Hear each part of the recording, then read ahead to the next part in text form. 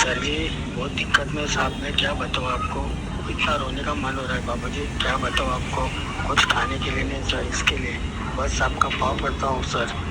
मेरे बच्चे लोग भी बोल रहे हैं सर को मैं बात करूँ।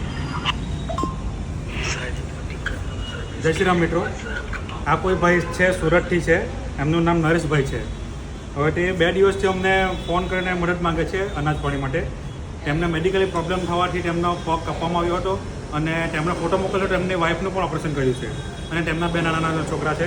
તો અત્યારે તેઓ કામ પર જઈ શકે તેવા નથી અને તેમને અનાજની જરૂર છે. તો અમારો અત્યારે સુરત પાંડેસરા સુધી પહોંચી શકાય તેવી પરિસ્થિતિ નથી.